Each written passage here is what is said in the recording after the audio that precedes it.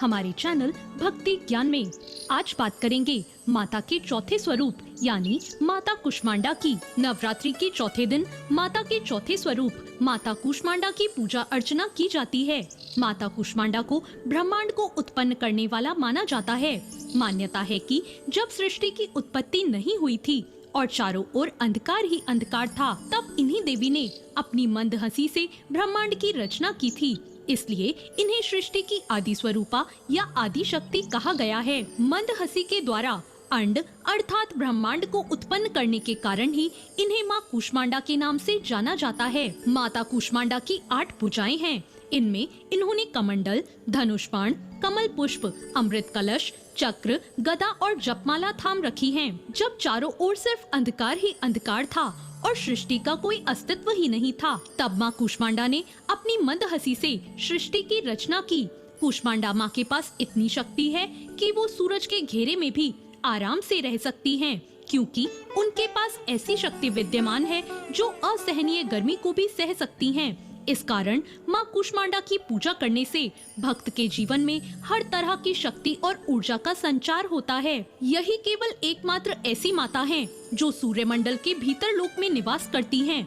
इनकी पूजा करके व्यक्ति अपने कष्टों और पापों को दूर कर सकता है। कहा जाता है कि यदि कोई लंबे समय से बीमार है तो माँ कुष्मांडा की विधि विधान से की गई पूजा उस व्यक्ति को अच्छी सेहत प्रदान करती है। पौराणिक कथा के अनुसार माता कुष्मांडा का अवतार दैत्यों का संहार करने के लिए ही हुआ था। कुष्मांडा का अर्थ कुम्हड़ा होता है। माँ कुष्मांडा का वाहन सिंह है। जब तीनों लोकों पर असुरों का आतंक बढ़ गया था, तब उनको सबक सिखाने के लिए माँ कुष्मांडा ने जन्म लिया। माँ कुष्मांडा की पूजा करने के लिए ब्रह्म मुहूर्त में उठने के बाद स्नान आदि करके पीले रंग के वस्त्र पहन लें। उसके बाद सूर्य भगवान को जल अर्पण करके व्रत करने का संकल्प लें। अब सबसे पहले कलश की पूजा करें, साथ ही ब्रह्मा, विष्णु और महेश तीनों देवताओं का आवाहन करें। अब देवी को फूल और माला चढ़ाएं। पूजा के बाद माँ की कथा और आरती सुनें और मंत्रों का जाप करें और आखिर में माँ कुष्मांडा को भोग लगाकर उनकी आरती गाएं। माँ कुष्मांडा की पूजा करते हुए ओम कुष्मांडाय नमः मंत्र का जाप करें।